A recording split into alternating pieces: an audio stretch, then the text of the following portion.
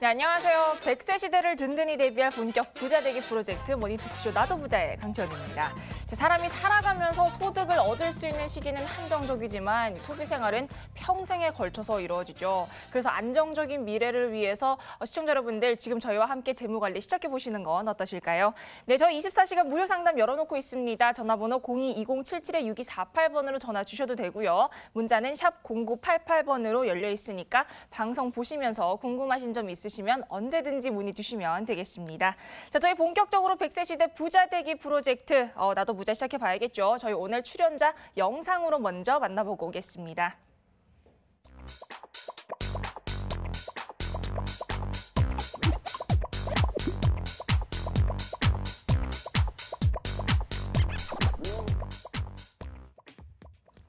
네, 오늘도 여러분의 반짝반짝 빛나는 재무 설계를 책임져 주실 분이죠. 윤창원 전문가 나와 계십니다. 전문가님 안녕하세요. 네, 안녕하세요. 네, 이렇게 또 일주일이 지나고 월요일이 왔습니다. 네, 그렇습니다. 저희 오늘도 어떤 분의 사연을 통해서 저희 또 부자 되기 프로젝트 한번 시작해 볼지 만나보도록 하겠습니다. 자, 시청자분 전화 연결돼 있다고 하는데요.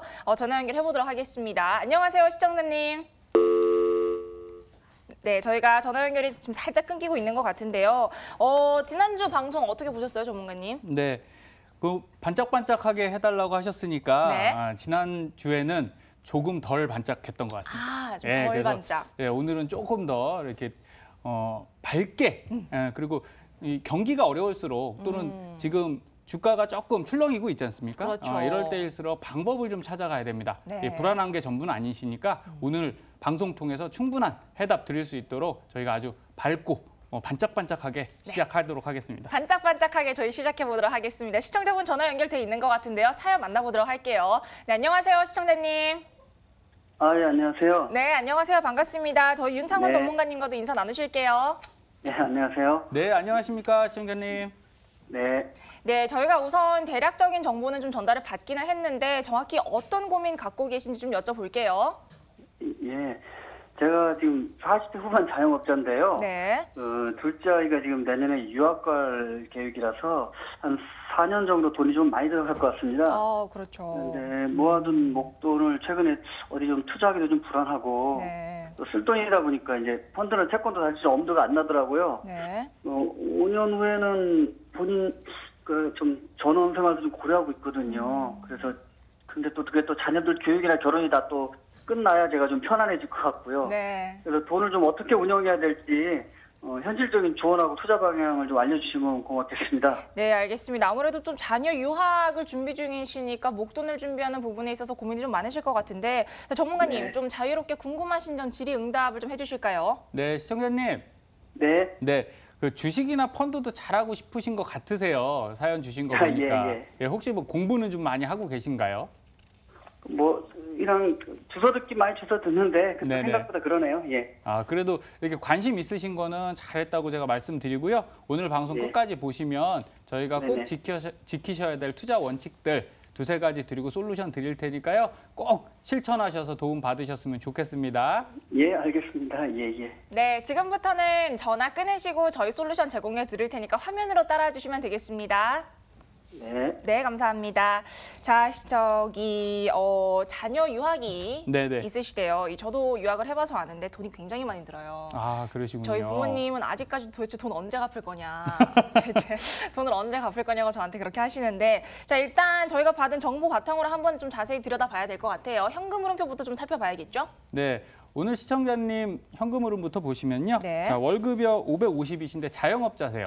예, 그리고 48세 자영업자신데 그 배우자 부인께서는 46세. 네. 어떻게 보면 이제 자녀 키우고 유학 보내놓고 나면 조금 홀가분 할 텐데 그때까지가 좀 힘들지 않겠습니까? 그때까지가 힘들죠. 예, 그렇습니다. 그래서 550인데 자영업자시다 보니까 이게 변동폭이 좀 있어요. 그래서 저희가 연 단위로 받아왔더니 한 730만 원. 그리고 지금 상가나 뭐 이런 자산들이 있으셔서 월세 소득이 들어옵니다. 그래서 적은 금액은 아니셔서 네. 이래서 유학을 보내실 수 있구나 이런 생각이 들고요. 예, 요거 하실 수 있는 요 고비만 넘기시면 네. 충분히 자산적으로 안정화되실 거니까 제가 더 좋은 자료들 보내드리도록 하겠습니다. 그리고 네. 지금 버는 것보다 더 중요한 게 사실은 쓰는 거죠. 그렇죠. 예, 그래서 보험료는 지금 162만 원 정도 내고 계시고요. 네. 그리고 대출로 125만 원. 자, 월세 소득이 있는데 지금 대출이 들어가셨잖아요. 그러네요. 당연합니다. 왜 뒤쪽 보시면 상가를 하나 갖고 계셔서 자, 상가 워낙 이 금액이 크죠. 오, 그러니까 이런 데선 대출이 발생할 수밖에 없고요. 그래도 월세 소득으로 상세되고 있으니까 수익 부분으로 볼 때는 네. 한 60만 원 정도 벌고 계시다 이렇게 보시면 되겠습니다. 자, 금융자산 전체적으로 말씀을 드리면요. 네. 자, 예금 1억 5천에 아파트는 지금 5억 1천만 원 있으세요. 그러다 보니까 5억 1천만 원 자체 있는 데다가 상가가 하나 있으시니까 굉장히 자산 규모는 상대적으로 커집니다. 그래서 대출 3억이 크게 느껴지지 않을 정도예요. 그리고 ELS 5,600만 원으로 해서 총 13억 1,330만 원의 자산 중에 대출 3억 정도 있으신 거니까 자산 비중은 좋다. 그런데 다만 약한 부분은 현금 자산이 조금 약하셔서 지금 당장 유학 보내려고 하니까 현금이 부족하다 이런 말씀 나오시지 않습니까? 그렇죠. 이런 부분만 잘 조정해드리면 될 것 같습니다. 뭐 이 정도면은 뭐 제가 봤을 때는 잘하고 계신다라고 생각하는데 몇 점 드릴 수 있을까요? 점수 드리면 뭐 7점 드리면 너무 야박하니까요. 8점 드리고 가는데 후하게 주시네요. 근데 지금이 중요합니다. 왜냐하면 네. MC께서 말씀하셨듯이 그 유학은 많은 비용이 들어가잖아요. 많은 비용이 들어가요. 예. 아직도 부모님께 저는 시달리고 있어요. 예, 근데 그래서 언제 갚을 거냐고. 그래도 무이자 대출이니까 얼마나 좋지 않겠습니까? 평생에 네. 걸쳐서 갚을 예. 수 있는. 자녀를 위해서 이제 한 4년 동안 무이자 대출을 해드려야 되는 상황이라 이때 많이 쓰시면 한도 끝도 없습니다. 그래서 이때 잘 조절하시면 제가 볼 때 8에서 9점까지 가실 수 있을 것 같습니다. 그러면은 여기서 이제 8에서 9점까지도 가능하다고 하셨는데 보험 구성도 저희가 좀 함께 살펴봐야겠죠. 네. 생각보다 보험이 많이 나가고 계세요. 그러네요. 그래서 여기서 저희가 코멘트를 좀 해드리고 갈 건데 자, 메트라이프 마스터 플랜 변액 종신을 2010년부터 네. 20년 납으로 34만 7천 원. 예, 지금 자영업자 하시는 시청자님께서 내고 계시고요. 또 삼성생명 퓨처 30 플러스 종신인데 요 안에 갱신형이 아주 많은 담보가 포함돼 있어요. 예, 그런데도 지금 종신형 더군다나 종신보험이다 보니까 이게 한 3억 이상의 보장을 받습니다. 그래서 68만 5,500원. 자, 저희 사례 100만 원 이상의 종신을 내시는 분들이 많지 않거든요. 물론 자산이 크니까 이 정도 내실 수 있다 할 수 있지만 결국은 보험료를 책정할 때는요 자산 크기로 내시는 게 아니라 내 월 소득에 대비해서 하셔야 됩니다. 그래서 배우자분 것까지 총 해서 211만 원의 보장성 보험을 내고 계시니까 지금 버시는 거에 5분의 1은 심지어는 4분의 1까지도 보험료로 나가고 계시다 이렇게 보셔야 됩니다. 와, 버는 것의 4분의 1 정도가 보험료로 나간다고 하면은 좀 상당히 큰 금액일 것 같다는 생각이 드는데 자, 그럼 여기서 전문가님이 리모델링안을 준비를 해오셨다고 들었는데 그럼 저희가 모범 답안을 먼저 보고 세부적인 내용을 좀 보는 걸로 하겠습니다. 네, 저희가 신속하게 답변 드리죠. 네. 왜냐하면 알고서 봐야 그렇죠. 훨씬 이해가 빠릅니다. 뒤쪽에 너무 저희가 숨겨 놔드렸더니 시청자님들이 잘 이해가 안 간다. 그렇죠. 이런 부분이 많으셔서 자, 답 드리고 가겠습니다. 네. 자, 오늘의 시청자님은요. 변경 전에 730만 원 소득이시고요. 지출 595만 원, 그리고 저축 투자 135만 원이신데요. 네. 자, 하단 보시면 보장성 보험 재설계를 통해서 67만 원 줄여드릴 겁니다. 그리고 대출 상환 43만 원을 해드려서 네. 자, 왜 자산이 있으니까 대출을 갚으셔도 돼요. 근데 이걸 제로로 만들면 현금 유동성에서 문제가 생기시니까 저희가 1억 정도만 상환해드릴 겁니다. 네. 그러면 그만큼 월 내시는 금액도 줄고요. 대출 이자도 줄고 제일 중요한 건 이렇게 되면 수익률이 높아지는 거죠. 내 그렇죠. 자산의 수익률이 높아져요. 네. 그래서 이렇게 저금리 시대에 높은 수익률을 달성하는 방법은 대출을 갚는 거다라는 생각도 꼭 하나 하셔야 되고요. 그렇게 줄여드린 119만 원으로 네. 유학 자금을 충당하실 수 있으니 그렇죠. 훨씬 좋아지실 겁니다. 그래서 변경 후에는 소득 730은 동일한데 지출 476으로 줄여드렸고요. 네. 저축 투자도 254로 올라가는 구조로 만들어 드릴 겁니다. 네, 대출에 어느 정도 상환을 좀 한 데다가 또 보험 재설계를 통해서 어느 정도 지출을 좀 절감을 시켰어요. 저희 계속해서 한번 살펴볼게요. 저축 같은 부분은 어떻게 또 살펴보면 될까요? 예, 적금 현재 50만 원 하고 계시고요. 연금 저축 35만 원. 네. 그다음에 변액연금 50만 원. 자, 칭찬드리고 싶은 건 이제 변액연금을 납입하신 걸 거의 다 내셨어요. 그래서 이제는 이것 목돈을 넣어놓고 운용만 하시면 되는 상황이다 이렇게 보시면 되고요. 자, 135만 원이 현재 나가고 있지만 곧 50만 원이 끝날 예정이고 네. 자, 요거를 바꿔드릴 때 네. 4년이라는 유학 자금을 바로바로 보내드려야 돼요. 그러니까 이거를 3년짜리, 6년짜리 이런 중기 자금에다 묶어 놓으시면 이제 현금 흐름이 꼬이게 됩니다. 그래서 바로 그냥 유학 비용 CMA로 바로 150만 원을 개설을 해서 여기는 계속 돈 넣고 보통 분기당 한 번씩 자금을 많이 보내시거든요. 유학 맞아요. 비용을. 네. 예, 그러니까 그때까지 400이든 500이든 모아서 보내시고 이런 식으로 하시려면 CMA가 훨씬 유리하십니다. 그리고 적금은 20만 원 정도로 해서 이금융권으로 그나마 3%에 가까운 적금 이자를 저희가 챙겨드리고요. 네. 연금펀드는 연금저축은 아무래도 수익이 낮을 수밖에 없어요. 지금 10년 평균으로 3%대밖에 안 되지만 연금펀드 증권사에서 하는 펀드 운영 계좌로 넣어드리는 네. 상품은 통상적으로 9%까지는 나오시니까요. 당장 쓸 돈 아니지 않습니까? 그렇죠. 48이면 이게 한창 때예요. 그렇죠. 예, 4년 이제 자녀 유학 끝내시면 그때부터 이제 욜로 하시면 됩니다. 욜로. 네, 지금 MC님 다 키우셨으니까 부모님 지금은 이제 언제 갚을 거냐 이런 얘기 하시잖아요. 그렇죠. 예, 한창 키울 때는 그런 말할 여유가 없어요. 예, 한참 보내고 계시기 때문에. 그러니까요. 네, 그때가 저는 좋았나. 예, 맞습니다. 그래서 연금펀드로 바꿔드리고요. 자, 노란우산공제라고 자영업자들한테 꼭 필요한 상품이 있습니다. 요거는 나중에 사업이 잘못돼도 가압류나 이런 부분에서 자유롭고요. 소득공제도 다 해드리니까 20만 원 편성해드렸고요. 네. 변액펀드는 자 본인 건 지금 거의 다 완납하셨어요. 네. 그러니까 굳이 본인 걸로 가지 마시고 저희는 이런 걸로 이제 2세대 연금이다 이렇게 말씀드려요. 자녀를 피보험자로 자녀도 좀 이쁜 그 행동들을 많이 하면 이쁘잖아요. 그럼요. 네, 아예 뭐 안 예쁜 행동을 해도 예쁘죠. 예, MC께서는 이쁨을 많이 받으시죠? 그럼요. 네. 저는 항상 예쁜 행동만 하니까요. 예, 대출에서는 조금 위축되시더니 이 대답에서는 굉장히 강력하게 얘기를 하십니다. 예, 맞습니다. 그래서 이제는 본인 명의로만 연금 들으시려고 하지 마시고요. 자녀 명의로 드시는 거예요. 그리고 계약자는 본인이신 거죠. 그러면 수익자도 본인으로 잡으시면, 부모님으로 잡으시면 네. 자, 돈은 내가 받을 수 있어요, 부모님이. 그렇죠. 그런데 명의는 피보험자는 딸이기 때문에 굉장히 오랜 시간까지 연금 받으실 수 있으시니까 자, 여유가 조금 있으시다면 꼭 내 연금 욕심 내지 마시고요. 자녀 연금으로 2세대 연금 준비하시면 좋겠습니다. 그래서 2세대 연금이 그렇습니다. 그래서 나도 부자 2세대 연금을 이제는 준비하는 미래를 보는 플래닝 저희랑 같이 하시고요. 네. 그렇게 되시면 월저축 254로 7% 정도 수익률 추종하는 상태로 저희가 만들어 드렸습니다. 그러네요. 아무래도 당장 4년간의 유학 비용이 좀 필요하다 보니까 중기자금보다는 좀 현금 유동성을 위해서 그냥 유학 비용 CMA를 넣는 게 좋다는 말씀을 좀 해주셨어요. 네. 자, 저희 계속해서 금융자산 같은 경우도 좀 살펴보도록 할게요. 자, 1억 5천만 원 예금 있으신 건요. 예금에 지금 넣어두실 때 결국은 유학자금 때문에 넣어두셨는데 네. 이 유학자금이 4년 동안 나갑니다. 그럼 그 안에는 이자를 포기하실 거냐? 그럼 너무 억울하시잖아요. 그래요. 예, 그래서 이 중에 1억은 먼저 대출을 갚으시는 거예요. 그래서 3억의 대출을 2억으로 만들어 드립니다. 그러면 두 가지 장점이 생기죠. 첫 번째는 대출 이자가 안 나가기 때문에 그만큼 수익률 상승하고요. 그렇죠. 두 번째는 대출이 나가시면 이제 줄어들었죠. 네. 그러니까 월 지출이 또 주는 효과가 있어서 부담을 좀 덜 느끼실 수 있습니다. 그래서 요 나머지는 MMDA라고 해서 수시 네. 입출금식 예금. 자, 은행에서 파는 CMA다 이렇게 생각하시면 돼요. 근데 장점은 뭐냐? MMDA는 자, 예금자 보호가 되기 때문에 5천만 원까지는 뭐 은행이 파산을 하더라도 다 예금보호공사에서 보험공사에서 다 보증을 합니다. 그래서 이렇게 CMA는 1,000만 원, 2천만 원 넣어놓기엔 좋은 계좌지만 5천만 원 넣기에는 조금 부담스러운 계좌이기도 해요. 그러니까 차라리 수시 입출금 아무 때나 되시니까요. 5천만 원 MMDA로 편성해 드렸고요.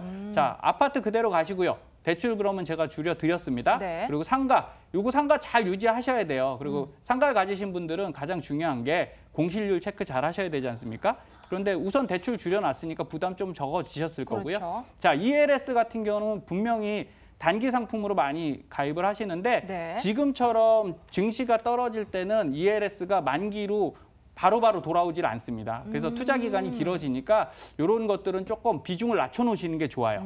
그리고 적립금까지 전부 다 해서 자, 변동사항은 대출만 좀 내려드렸고요. 네. ELS 2천만 원, 그리고 CMA는 3,600. 네. 왜? 자녀분이 갑자기 뭐 비용 필요하다 그러면 500, 1,000만 원을 어디서 빼서 보낼 수 없잖아요. 그러니까 그 CMA에서 바로바로 보내실 수 있도록 네. 저희가 포트폴리오 정리해드렸습니다. 뭐 이렇게 지금 전문가 플랜을 좀 제시를 해주셨는데 사실 제가 봤을 때는 뭐 40대신데 아파트도 갖고 계시고 네네. 상가도 갖고 계시고 굉장히 좀 자산을 잘 모아오지 않으셨나 하는 생각이 드는데 여기에 또 재무 개선점이랄까 그런 게 또 있을까요? 네, 잘하신 거는 제가 인정드려요. 네. 근데 저희가 눈높이를 높여라 이런 얘기를 많이 하지 않습니까? 네. 부자가 되려면 부자와 같이 생각해야 되고요. 부자와 그렇죠. 같이 행동해야 됩니다. 그렇죠. 그래서 상가 하나 있으신 분이 최근에는 부자다 이렇게 말하기가 조금 어려운 그렇죠. 시기가 됐어요. 네. 그래서 수익률을 한번 따져볼 건데요. 네. 현재 전 자산의 55%가 부동산에 들어 계시기 때문에 부동산 자산 수익률이 필수적으로 점검돼야 됩니다.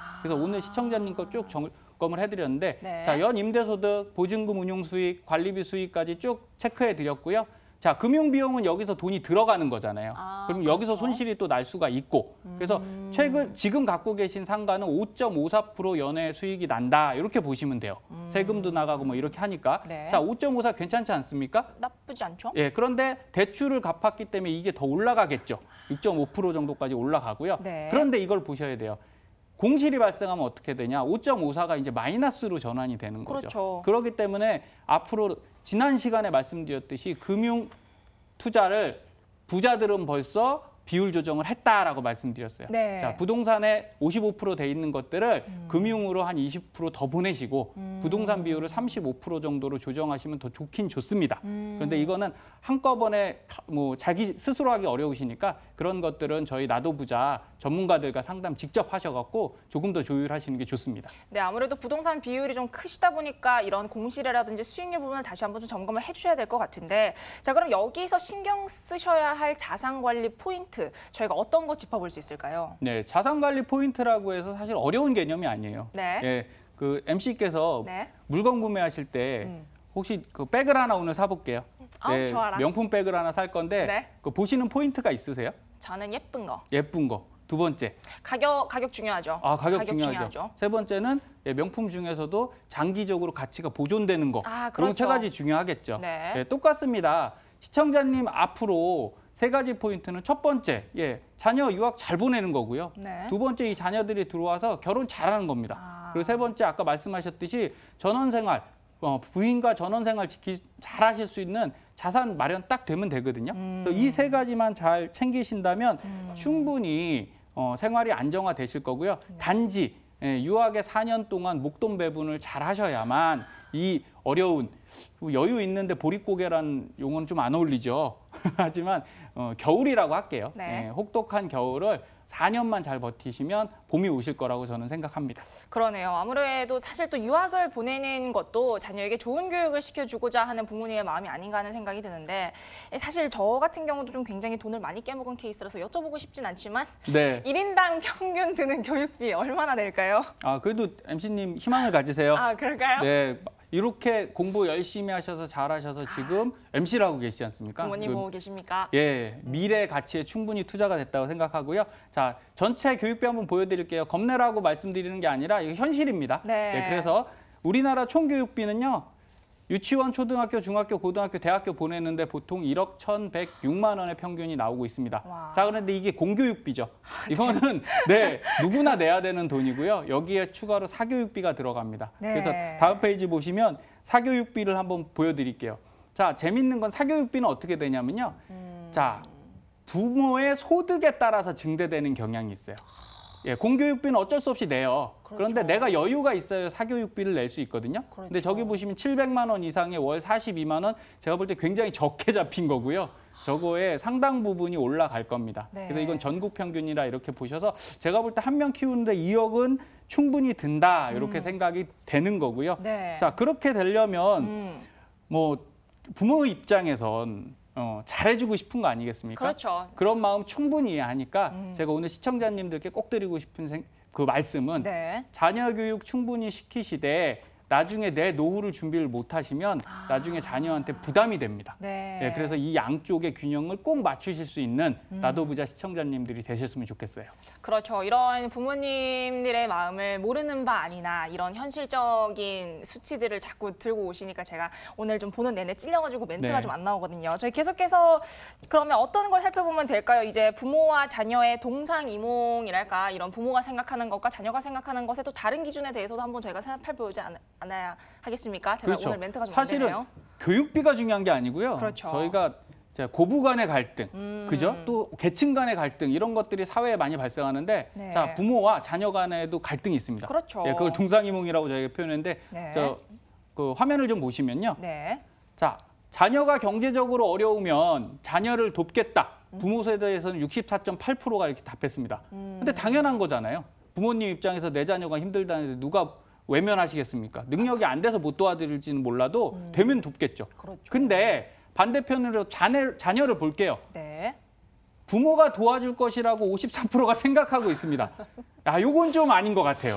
네. 네, 도와줄 수는 있는데 부모님이니까 도와줘야지. 이거보다는 제가 진짜 열심히 하고 있는데 도와주시면 감사하고요. 요 정도로 끝나는 게 가장 좋습니다. 그렇죠. 그래서 하단을 보시면 근데 실제적으로 자 주거 관련 비용은 50.8%는 해드리고 있고요. 그리고 신용카드 대금 같은 경우 이거는 진짜 소비 지출이잖아요. 그렇죠. 자, 이거는 내가 너무 많이 써서 소비 통제를 못한 잘못된 상황인데 혼을 못 내고 이거를 갚아주고 있는 부모님들이 계시다는 거예요. 그만큼 우리나라는 네. 자녀 교육에 대해서 특히 경제 교육에 대해서는 조금 너무 강하지 못하고 실수를 많이 하신다 이렇게 말씀드릴 수 있으니까 오늘부터라도 자녀를 돕더라도 이런 방법으로 도우면 안 됩니다.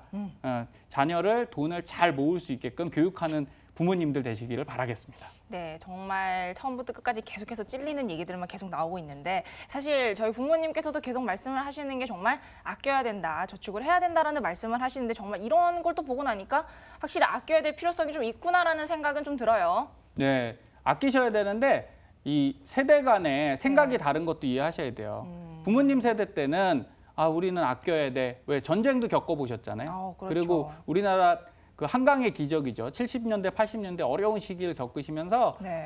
내가 아끼고 열심히 생활해야 돼라는 게 머리에 박히신 분들이고요. 자, 자녀분들은 생각보다 좀 여유 있게 컸어요. 그래서 어른들은 5060 세대는 내가 아껴야 돼. 그리고 지금 2030 세대는 물건이 고장 나면 사야 되는 거 아닙니까? 네. 사면 되는 거 아닙니까? 이런 생각을 갖고 계세요. 그러니까 생각이 많이 다르다 이렇게 이해하셔야 되고요. 네. 자, 그런데 과유불급이라는 말이 있죠. 그렇죠. 지나치면 모자라니만 못해요. 그래서 저희가 돈을 모으기 위해서는 어떻게 돼야 되냐? 미국에서 네. 재밌는 저축이 하나 있었어요. 어떤 거예요? 네, 저희가 12월 25일이 무슨 날이죠? 크리스마스. 네, 기분 좋은 날이잖아요. 그렇죠. 크리스마스 저축이란 게 몇 년 전에 아주 굉장한 인기를 끌었습니다. 저축이 크리스마스 저축이에요? 이름이 크리스마스 저축이에요. 근데 금리를 굉장히 많이 줄 것 같잖아요. 그렇죠. 크리스마스 선물. 그렇죠. 근데 크리스마스에는 돈이 많이 나가기 때문에 금리를 많이 못 줬어요. 이건 제가 웃자고 한 얘기지만 네. 이 저축은요. 금리도 되게 낮았고요. 특징이 하나가 매달 적금을 빼는데 해지를 언제 할 수 있냐면 크리스마스 때만 할 수 있어요. 예를 들어 1월 1일 날 가입했으면 중도 해지가 안 됩니다. 무조건 1년은 지나서 크리스마스 때만 돈을 뺄 수 있어요. 크리스마스 때까지 계속 기다려야 되는 거예요. 그렇죠. 한 번 들어가면 나오지 못하는 거죠. 네. 그러다 보니까 미국에서는 저것만 가입하면 목돈 된다 그러고 불티나게 팔렸습니다. 그래서 여러분 부자가 되는 게요. 실제적으로 높은 수익과 높은 금융상품 좋은 투자처가 있는 게 아니라 그렇게 강제 저축을 하시면 내가 돈을 못 빼잖아요. 그러니까 당연히 목돈이 되는 겁니다. 그래서 인생을 설계하실 때 그런 강제 저축 하나씩 붙잡아 가시는 거 가장 중요하고요. 이런 것들이 베이스 캠프로 돼서 여러분의 자산을 높일 수 있다. 이런 생각하시면 되겠습니다. 그렇죠. 사실 저축뿐만이 아니라 일상생활에서도 가끔은 강제성이라는 게 효과가 있을 때가 있는데 자, 그럼 오늘 시청자분 이 자녀의 4년간 유학자금 마련하시기 위해서 보험 쪽도 저희가 좀 리모델링을 해드려야 될 것 같아요. 네, 보험 쪽 정리를 해드리면요. 네. 자, 매트라이프의 마스터 플랜 변액 종신이죠. 자, 이 부분은 제가 볼 때 유지하셔도 될 것 같아요. 왜 현재 자산 규모가 있으시기 때문에 사망보험금이 필요합니다. 그럼 지금 없애고 새로 든다면 과거에 저렴하게 든 것을 또 다시 가입하는 우를 범할 수 있어요. 그래서 유지할 건 유지하시고요. 네. 자, 삼성생명 퓨처 서티 플러스 종신은 마스터 플랜 변액은 변액이라 저희가 투자용 상품이거든요. 그래서 인플레이션 물가 상승을 다 따라잡을 수 있어요. 네. 근데 삼성생명 거는 아쉽게 그냥 공시유형 상품이기 때문에 요거는 감액 완납하셔서 비용을 좀 많이 줄이시고요. 그리고 네. 지금 한 10년 정도가 지나셨기 때문에 자산이 10년 전에는 13억이 없으셨을 거예요, 시청자님이. 그렇죠. 한 7억, 8억 이런 정도 되셨을 건데 그 기간 안에 자산이 불어나셨기 때문에 사망보험금 좀 줄여도 크게 상관없을 것 같습니다. 그리고 저희가 이 상속세 계산해 보니까 네. 마스터 플랜에서 충분히 좀 커버할 만한 충당될 만큼 나오더라고요. 네. 그리고 삼성화재 슈퍼플러스는 갱신형 부분만 좀 감액해서 유지하시고요. 그리고 배우자분의 삼성생명 변액 종신도 요건 갱신형이 많이 들어 있습니다. 그래서 감액 유지하셔서 네. 13만 5천 원으로 내려드렸습니다. 그리고 네. 추가하실 건 이렇게 생각하시면 돼요. 자, 15만 원 줄이고 15만 원 추가하면 예, 본전이잖아요. 그렇죠. 그렇게 되면 납입 기간만 늘린 꼴이 됩니다. 그러니까 큰 금액 내리시고 작은 금액 올리시는 거예요. 네. 부족한 부분만. 그래서 시청자님은 저해지 건강종신으로 6만 2천 원 정도만 추가하셔서 지금 80세에서 100세 보장이 비거든요. 네. 예, 그 부분만 채워드리고요. 배우자분은 사망보험금 크게 의미가 없다고 얘기하시더라고요. 네. 그러면 무해지 통합보험, 손해보험에다가 가입하시면 됩니다. 이거는 보장성이 손해보험이 범위가 넓고 가격이 더 저렴하고 기간도 뭐 길진 않지만 100세면 충분하지 않습니까? 네. 그래서 55,600원. 그리고 정기보험으로 시청자님의 지금 부족한 상속세 재원을 네. 82,000원 정도 하시면 한 3억이 보장이 되세요. 아. 네, 그러니까 이렇게 되시면 161만 원 정도의 보험료가 85만 5천 원으로 내려가면서 네. 76만 원 정도로 유동성을 확보했다. 저축 자산을 늘렸다. 네. 이렇게 보시면 되겠습니다. 76만 원 정도 지금 보험 리모델링으로 절감을 시켜드렸어요. 자, 그런데 전문가님이 아까 잠깐 말씀을 하신 게 보험 같은 경우에도 자산에 근거를 할 게 아니고 월소득에 근거를 해야 된다는 얘기를 잠깐 해주셨는데 그거는 잠깐 어떤 얘기일까요? 이거 중요합니다. 제가 목돈이 있다고 네. 보험료를 계속 늘리시다 보면 자, 은퇴 이후에는 결국은 내 목돈 갖고 보험료를 내야 돼요. 그렇죠. 예, 그래서 저는 기준을 항상 명확하게 월소득으로 잡는데요. 자, 화면 보시면요. 네. 가족이 한 가정이 들어갈 수 있는 보험료는 현재 오늘의 시청자님은 가장 17%를 내고 계신데 네. 한 6%가 더 좋으세요. 그리고 배우자님은 4%딱 맞춰서 들어가고 계시니까 결국은 합쳐서 10% 정도를 보시면 되고요. 자녀가 있을 때는 한 12%에서 15%. 근데 12% 권장드립니다. 네. 그럼 오늘 시청자님은 730만 원을 버시니까 73만 원 정도가 적정한 보험료죠. 네. 근데 벌써 뭐 200만 원 가까이 들어가고 계시면 너무 많은 금액을 넣고 계신다. 네. 그래서 오늘 이렇게 맞춰서 조정을 해드렸습니다. 네, 이런 보험료 납입의 어떤 효율적인 편성 같은 게 사실 이 기준을 잘 따른다면 굉장히 좋을 것 같은데 안 지켜지는 배경은 또 어떤 게 있을까요? 자, 그 이유는 네. MC께서도 운전하시죠. 네. 근데 모르는 지역을 가면 신호등 같은 게 헷갈리지 않습니까? 엄청 헷갈려요. 예, 그래서 신호 위반을 해본 경험이 있으세요? 있습니다. 네, 고의가 아니잖아요. 고의가 아니고 예. 정말 헷갈려가지고 어쩔 수 없이. 그렇죠. 지방 분들이 서울 오시면 제일 헷갈리는 게 P턴 이런 겁니다. 지역에는 P턴 이런 거 없거든요. 그냥 U턴 아니면 우회전. 네, 그렇죠. 근데 서울엔 P턴 같은 게 존재하니까 뭐 고의가 아닌데 몰라서 그런 실수들을 많이 하세요. 그럼요. 그러니까 마찬가지로 왜 이런 원칙이 안 지켜지냐? 숫자로는 아는데 네, 이런 것들을 한번 계산해 보시고 다시 따져보지 않으셨다. 이게 제일 크고요. 네. 그리고 최근에 이제 쓰레기 약간 대란이 일어났지 않습니까? 일어났었죠. 비닐봉지를 업체 측에서 이제 회수하지 않겠다. 그래서 이걸 종량제 봉투로 넣어야 되냐, 뭐 막 이렇게 복잡하더라고요. 네. 저같이 가정 살림을 많이 도와주고 싶으나 예, 제가 제일 당혹스러운 게 예, 이거 분리수거 할 때예요. 그쵸. 야, 이걸 어디다 넣어야 되지? 막 고민합니다. 결국은 명확한 기준이 서 있지 않다 보니까 네. 하고 싶어도 잘 못하는 거거든요. 예, 그래서 이런 명확한 기준을 저희 방송에서 계속 도와드릴 거고요. 네. 오늘부터라도 가족 자산에 대한 기준을 한번 세워보겠다. 네. 이렇게 마음 먹으시면 늦지 않았습니다. 그렇죠. 예, 충분히 가능하시니까 그렇게 방송 끝까지 지켜봐 주시면 될 것 같습니다. 어쨌든 이 기준을 잘 세워서 움직여야 된다는 얘기인 것 같은데 자 그럼 여기서 제가 또 궁금한 게 아까도 저희가 이 얘기를 했었는데 지금 요새 장이 안 좋지 않습니까? 근데 네네. 이럴 때 그러면은 주식 투자를 하시는 분들은 뭐 감정에 따르면 사실 장도 너무 안 그렇죠. 좋고 주식 투자 안 해야 될 것 같은데 또 뭐 신문에서 얘기하는 거 보면 또 그렇진 않거든요. 네네. 이런 경우는 또 어떻게 하면 될까요? 자, 그냥 직관적으로 여쭤볼게요. 예, 아까 명품백 저희 사러 가기로 했잖아요. 네, 좋아요. 예, 그런데 오늘 파격 할인입니다. 예, 20% 싸게 나왔어요. 오늘 네. 네. 사시겠습니까? 안 사시겠습니까? 저 약간 살 것 같은데. 네. 네. 지금이 주가의 박앤세일 기간이에요. 네, 떨어지고 있으니까 지금 사시는 게 맞고요. 네. 그런데 뭐만 생각하면 되냐? 과거에 투자하신 자산이 있지 않습니까? 네. 이거를 확실히 지켜주셔야 돼요. 예, 자, 화면을 보시면요. 네. 그럼 미래를 예측해 드려야겠죠. 자, 자, 그래서 지금 보시면 빨간색이 미국을 제외한 전 세계 지수의 변화고요. 네. 자, 검정색이 미국 주가 지수입니다. S&P 500. 자, 글로벌로는 다 떨어지고 있어요. 근데 미국만 유지하고 있죠. 네. 자, 우측 하단 보시면 미국 증시는 위쪽으로 가고 있지만 제외한 전 세계 증시는 아래쪽으로 진행한다. 안 좋을 거다라고 예상하시면 돼요. 그래서 박앤세일 기간이니 네. 내가 갖고 있는 주식 자산을 채권이나 안전 자산으로 빨리 옮겨주시고 월납으로 항상 말씀드리다시피 월납 투자는 계속 지속하신다. 이렇게 보시면 되고요. 네. 자, 다음 화면 보시면요. 네. 자, 그러면 그거 언제까지 그렇게 됩니까? 자, 우리가 미국의 장단기 금리라는 걸 봐요. 이건 뭐냐? 국채 금리입니다. 자, 단기채라고 해서 3년짜리 짧은 거, 1년짜리 짧은 거 금리들이 있어요. 그거는 현재를 반영하고요.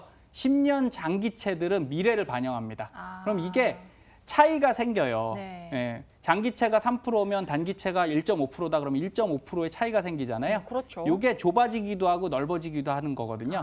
이런 거를 금리차라고 하는데 네. 요것들이 자, 화면에서 보면 제로 있죠. 제로 네. 하단에. 그런 데 이렇게 맞닥뜨리면 반전이 많이 일어납니다. 자, 빨간색이 내려갔다가 다시 올라가죠. 네. 올라갔다 내려가죠. 네. 이런 것들이 보이시는데 2018년도 끝쪽 보시면 후반부에는 이게 닿을 것 같아요, 제로에. 그럼 결국은 뭐다? 금리차가 다시 올라가고 그럼 경기가 좀 나빠진다 이렇게 예상하시면 됩니다. 그래서 올해 연말에는 나빠질 건데 그 안에는 어떻게 된다? 주가가 내려갔기 때문에 반등 요소가 있습니다. 그래서 한 번 정도는 다시 올라갔다 다시 내려갈 확률이 있으니 네. 지금 만약에 손실을 좀 많이 보고 계신 분들은 그 한 번의 포인트, 9월이나 10월에 오는 포인트에 잘 정리를 하셔서 네. 이익 실현을 해놓으시고요. 네. 그리고 월 적립으로는 꾸준히 넣으셔도 된다. 이렇게 말씀드리겠습니다. 네, 역시 오늘 이렇게 또 미래 예측까지 같이 해주셨는데요. 정말 이제는 아는 것이 힘인 시대가 아니고 실천하는 것이 힘인 시대가 아닌가 하는 생각이 듭니다. 오늘 보시고 계신 시청자분 그리고 시청자 여러분들 오늘부터라도 좀 실천하시는 하루가 됐으면 좋겠습니다. 자, 그럼 저희 계속해서 이제 나도 보자 플래닝을 통한 은퇴자산관리법 어떻게 살펴보면 될까요? 네, 이렇게 주식이나 부동산이나 여러 개를 하시는 이유는 하나예요. 네, 명확하게 말씀드리면 네. 결국은 나중에 은퇴든 아니면 뭐 일을 계속 하시는 상황에서도 네. 내가 평생 살아갈 자산을 모으는 거잖아요. 그렇죠. 쓰지 않을 것을 모으는 것은 어리석은 일이다라고 재테크 명언도 있습니다. 어떻게 보면 잘 모으시는 것보다 잘 쓰시는 게 가장 중요하거든요. 네. 그러려면 제가 말씀드렸듯이 평생 일을 하시던가 아니면 연금 자산을 만드시던가 부동산을 통해서 월세 수입을 만드셔야 되는데요. 최근 그래서 월지급식 펀드가 폭발적으로 인기가 있습니다. 이건 뭐냐? 예전에 연금 같은 경우는 납입을 다 끝내고 거기서 네. 일정 금액을 계속 받아서 결국은 원금이 줄어들면서 내가 연금을 받는 구조거든요. 자, 근데 오늘 시청자님의 변액연금 같은 경우는 납입이 끝났어요. 네. 그럼 이걸 연금 개시 안 하시고요. 계속 80세까지 두시면서 월에 일정 부분을 빼나가시면 원금이 그대로 살아있고 네. 연금을 받을 수 있는 구조가 됩니다. 그래서 그 화면을 잠깐 보시면요. 네. 자, 월세 재테크는 이렇게 가는 거예요. 자, 2001년도에 2억 정도를 맡겨두신 시청자분이 계세요. 그럼 여기서 100만 원씩을 계속 빼는 겁니다, 매달. 그렇죠. 그럼 자산이 줄겠죠. 네. 그런데 재밌는 건 주가가 올라가면서 요거 제가 좌측 그래프를 만들어 놓은 거예요. 다른 쪽에서 하신 걸 제가 갖고 오긴 했지만 네. 자, 그러면 18년 동안 유지를 꾸준히 해서 100만 원씩 계속 탔습니다. 그런데 2억을 넣었는데 어떻게 됐죠? 3억 3천으로 됐습니다. 그러네요. 그럼 무슨 얘기냐? 주가가 상승하면서 뺏으긴 했지만 같이 또 동반 상승한 거예요. 기존에 1억 9천이 올라가고, 그렇죠? 그런데 매월 100만 원씩 하면 금액이 좀 적잖아요. 네. 그래서 이거를 물가 상승 3.6%를 반영해서 첫 해에는 100만 원씩 매달 빼고요. 둘째에는 103만 6천 원씩 매달 빼고요. 네. 그다음에는 108만 원씩 빼고 이런 식으로 해봤습니다. 그랬더니 2억을 맡겼는데 18년 돼도 2억 2천이 되는 겁니다. 그렇죠. 자, 시청자님들 월세 재테크가 좋습니다.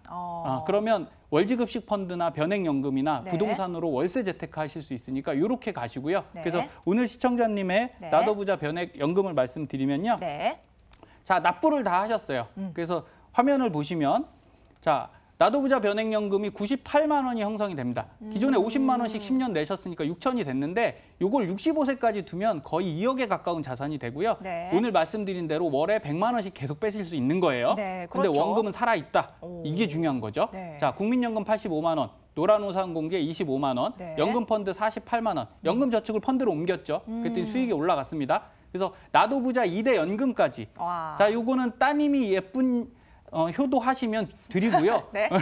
효도 안 한다 그러면 직접 쓰세요. 그냥 가져가시고. 네, 그러시면 됩니다. 그래서 총합 312만 원 연금 준비가 되셨고요. 네. 추가 납입 30만 원을 더하셨을 때는 총 360이 되시니까 자, 있는 상가, 아파트 하나도 안 건드셨잖아요. 그렇죠. 예, 금융자산만 갖고도 내 은퇴는 준비가 가능하시니까 이렇게 하시면 좋겠습니다. 네, 이렇게 월세 재테크 역시 이 변액연금으로 할 수 있다는 점까지 좀 짚어드렸어요. 네, 저희 이렇게 보시면서 궁금하신 점 있으신 분들 저희 24시간 무료 상담 열어놓고 있습니다. 전화번호 022077-6248 혹은 문자는 샵 0988번으로 열려 있으니까 언제든지 문의사항 있으면 전화 주시면 되겠습니다. 네, 지금까지 이렇게 윤창원 전문가와 함께했고요. 지금부터는 내 돈을 부탁해 시간 이주윤 전문가와 함께해보도록 하겠습니다.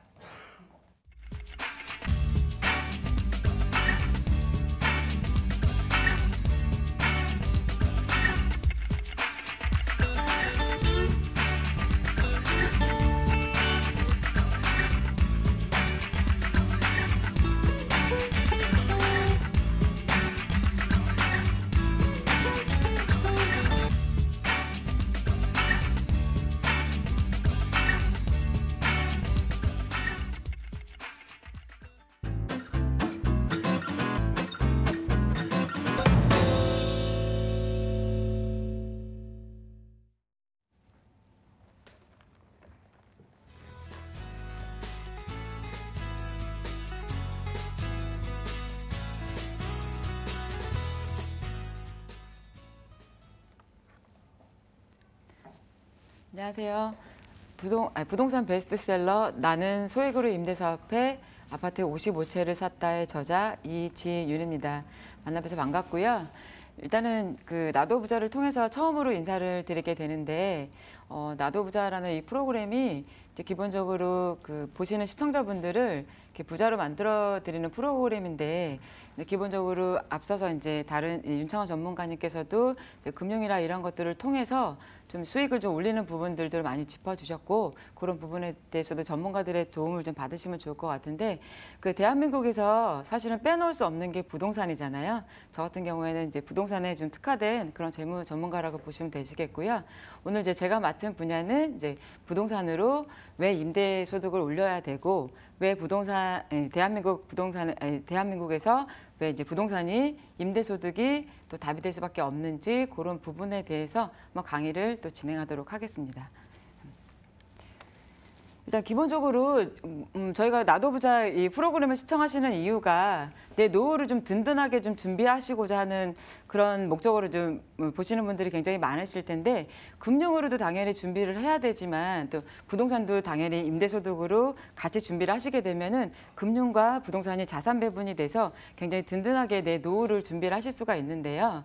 우리가 이제 기본적으로 개인에 대한 투자 부분이 이제 굉장히 좀 많이 좀 커지고 있는 부분들이기 때문에 정부에 기대는 것보다 그다음에 회사에 기대는 것보다 내 개인적으로 이제 투자를 하고 또 부동산에도 투자를 하고 이래서 내 노후나 이런 부분들을 준비를 해야 되는 부분들이 있는데 그런 부분들을 선진국의 사례를 통해서 좀 한번 짚어드리도록 하겠습니다. 일단 기본적으로 노르웨이 같은 경우에는 국제 은퇴 지수라고 해서 굉장히 그 은퇴가 되게 풍요로운 나라 중에 1등이거든요. 그래서 이 사회보장 제도가 굉장히 잘 되어 있는데 그 표에도 보시면 아시겠지만 과거에는 이 노르웨이가 그 사회보장 제도가 연금 시스템에 있어서 이 사회보장 제도하고 그다음에 퇴직연금하고 그다음에 개인연금 이 세 가지 중에서 사회보장 제도의 부분이 굉장히 높았습니다. 그리고 그렇지만 지금 현재 같은 경우에는 그 노르웨이 같은 경우에는 우리나라보다 훨씬 더 빨리 그 고령화나 노령화를 좀 겪은 부분들이 있는데요. 이렇다 보니까는 세금을 걷어들이거나 이런 걸로 인해서 사회보장 제도를 이렇게 계속해서 지속하기가 어렵기 때문에 점점 사회보장 제도를 축소하고 표에 보시면 아시겠지만은 이 현재 같은 경우에는 이 보장 제도가 좀 많이 줄어들고 개인연금이 많이 늘어나는 추세라는 거를 확인을 하실 수가 있습니다. 그래서 다른 나라들도 살펴보시게 되면 스웨덴이나 덴마크 같은 경우도 굉장히 좀 동일한 현상이 일어나고 있고요. 특히나 이제 미국 같은 경우에는 그 퇴직연금이 그 우리나라보다 훨씬 더 빨리 도입이 됐거든요. 그렇지만 미국 같은 경우에도 이 퇴직연금이 원래는 이제 DB형이라고 해서 확정급여형으로 해서 이제 회사가 대부분을 다 지원을 해주는 일정 금액을 보장을 해주는 이런 형태로 갔었는데 지금 현재 같은 경우에 DC형이라고 그래서 그 회사가 일부분을 지원을 해주고 나머지는 개인이 투자하는 그런 형태로 계속해서 바뀌고 있는 추세이고요. 우리나라는 이제 퇴직연금을 도입한 지가 사실 얼마 되지는 않았거든요. 그럼에도 불구하고 개인이 투자를 많이 책임을 지는, 회사가 나를 책임을 지는 게 아니라 개인이 투자가 책임을 지는 그런 DC형으로 많이 바뀌고 있기 때문에 이런 그 회사가 나를 책임져주고 뭐 퇴직연금이 나를 책임져주고 나라가 뭐 사회보장제도가 나를 책임져줄 거야 이런 생각들을 좀 버리시고 개인이 직접 투자를 해서 뭐 변액 펀드를 투자를 하시던 부동산에 투자를 하시던 해서 개인의 노후는 개인이 책임져야 되는 이런 흐름으로 가고 있다라는 부분을 좀 말씀을 드리고 싶고요. 그 OECD 회원국 가운데서도 보시게 되면 저희 나라가 노인 빈곤율이 압도적으로 1위라는 거 잘 모르셨을 텐데 OECD가 이렇게 지금 판단을 하고 있는 부분이고요. 66세나 75세 같은 경우에 노인 빈곤율이 42.7%고요.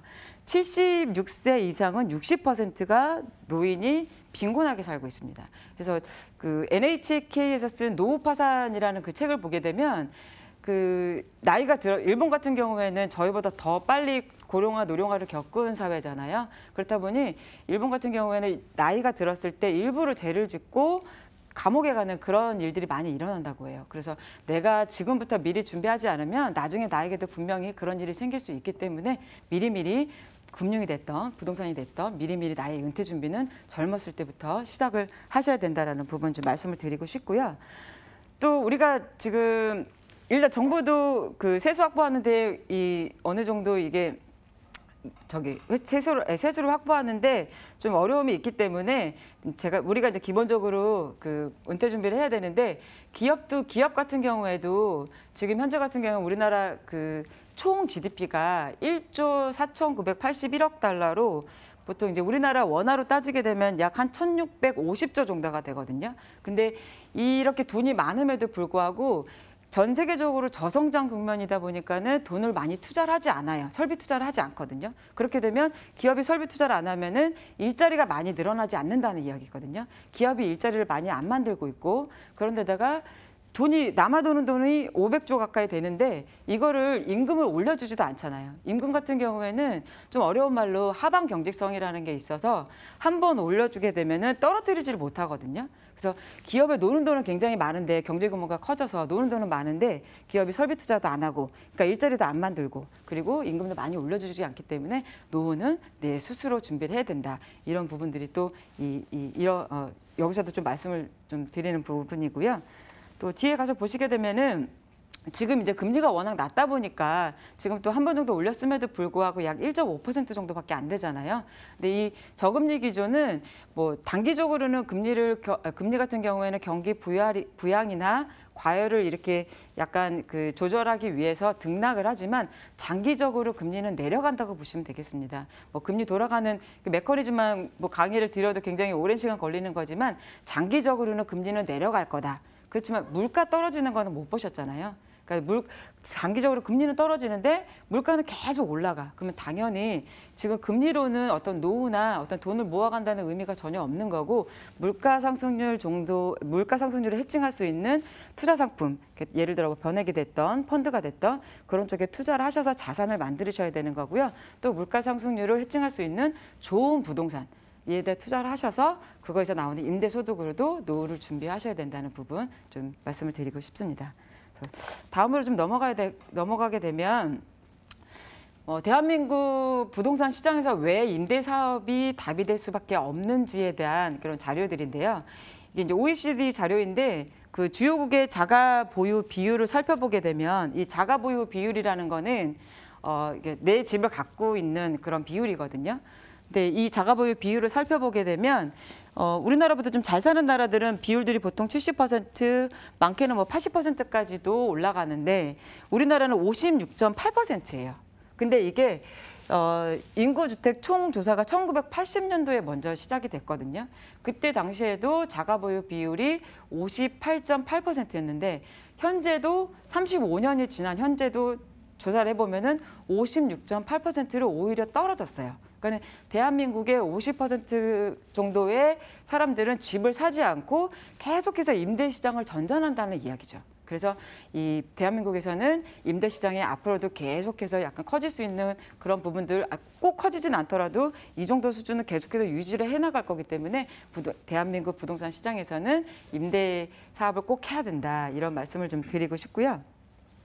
좀 다음으로 좀 넘어가게 되면, 기본적으로 이거는 이제 주택 가격하고 이제 코스피를 이렇게 그래프를, 이제 과거 그래프를 본 건데, 코스피 같은 경우에는 어느 정도 등락이 좀 약간 심한 편이잖아요. 그렇기 때문에 당연히 어떤 펀드 변경이나 뭐 좀 위기가 왔을 때는 채권으로 좀 옮겨놓는다든지 이렇게 해서 안전하게 지켜나가게 되면 이 코스피에 대해서 영향을 좀 덜 받을 수 있지만, 그렇지 않은 경우에는 이 코스피 그 등락하는 그 부분에 대해서 다 영향을 받을 수가 있거든요. 그래서 약간 좀 불안정한 부분이 있지만, 이 주택 가격 같은 경우에는 이 1990년도 200만 호가 신도시가 갑자기 입주가 됐던 그때를 제외하고는 그래도 안정적으로 올라가는 그런 추이를 보이게 있기 때문에, 그래도 주식에 직접 투자를 하는 것보다는 그래도 부동산에다가 투자를 하는 게 조금 더 안정적인 흐름이 있다, 이렇게 좀 설명을 드리고 싶고요. 또 이제 다음으로 넘어가게 되면, 우리나라가 굉장히 집값이 비싸다고 생각하시는 분들이 굉장히 많으세요. 근데 이거는 우리나라만 보니까 그렇다고, 우리나라만 보기 때문에 그런 거고, 상대적으로 평가를 해보면 그렇지가 않습니다. 제가 얼마 전에도 그 부모님을 모시고 그 장가게를 갔다 왔는데, 이 중국에서는 상해가 제일 집값이 비싸요. 경제 중심 도시인데, 거기 중에서도 항저우라는 곳이 평당 지금 현재 한 1억 8천 정도가 가거든요. 그러면은 그게 32평 기준으로 했을 때 보통 5, 60억 정도가 간다라는 건데, 우리나라는 강남이 신규 아파트가 제일 비싸도 아직까지 20억이에요. 그래서 상대적으로 보게 되면 우리나라 집값이 저렴하다라는 거를 좀 아실 수가 있고, OECD 자료를 좀 살펴보게 되더라도, 이게 이제 OECD에서 나온 자료인데 주요국의 주거 비용 비교예요. 근데 OECD 평균이 이 정도이지만 우리나라는 러시아 그 이전이에요. 37위. 주요국이 38개국인데 그중에서도 37위가 우리나라이기 때문에, 우리나라는 주거 비용이 절대 비싼 게 아닙니다. 월세가 비싸다고 생각하시지만 아직까지도 올라갈 수 있는 여지가 굉장히 많으세요. 그리고 세계 주택가격 지수에서 PIR 지수라고 해서 내가 소득 대비했을 때 집을 살 수 있는 여력을 판단하는 거거든요. 우리나라는 집값이 굉장히 비싸다고 생각하지만, 우리는 그렇게 생각하지만 OECD는 우리나라가 굉장히 집값이 저렴하다고 이야기를 하고 있어요. 이게 무슨 얘기냐면, 일본이 장기 불황을 겪었잖아, 20년 동안. 그러면서 그런 20년 동안 장기 불황을 겪은 이 일본 다음으로 우리나라가 소득 대비했을 때 집값이 굉장히 저렴하다라고 OECD는 판단하고 있기 때문에, 상대적으로 평가하게 되면 우리나라는 앞으로 집값이 올라갈 수 있는 여력이 굉장히 많다라고 이렇게 보시면 되겠습니다. 그래서 이자 소득세 같은 경우에도 지금 현재는 15.4%인데, 이것도 이자가 있으면 무조건 15.4% 이자를 내야 되거든요. 그렇지만 이게 굉장히 높다라고 생각을 하시는데, 실질적으로 선진국 사례를 보게 되면 네덜란드 같은 경우에는 한 60% 이자 소득세를 내야 되고요. 그다음 미국이나 일본 같은 경우에는 40% 정도를 내고 있기 때문에, 우리나라 이자 소득세가 그렇게 따지게 되면 상대적으로 굉장히 저렴하잖아요. 그러니까 앞으로 올라갈 여지가 많겠죠. 그래서 어떤 비과세나 이런 부분들로 뭐 세테크나 하는 부분들도 굉장히 중요하다라는 부분 좀 말씀을 드리고 싶고요. 정리를 하게 되면, 부동산 같은 경우에는 부동산도 마찬가지고 펀드도 마찬가지지만은, 기본적으로 단타로 치고 빠지고 이런 거 같은 경우에는 특히나 부동산은 거래세가, 취득세, 등록세 이런 것들 거래세가 많이 발생을 하기 때문에 단타로 해가지고는 사실은 수익을 많이 내기가 지금 어려운 부분이 있기 때문에, 그래서 좋은 부동산을 잘 사셔서 장기 투자하시게 되면은 보통은 월세 수익률이 한 5%, 6%, 시세 차익까지 하게 되면은 연환산 수익률로 해가지고 약 20%까지도 나오는 좋은 부동산들이 굉장히 많이 있어요. 그러니까 관심을 갖고 가지시게 되면 부동산과 이 금융으로 소득을 잘 만들어서 부자 되시는 시청자분들 되시길 바라겠습니다. 감사합니다.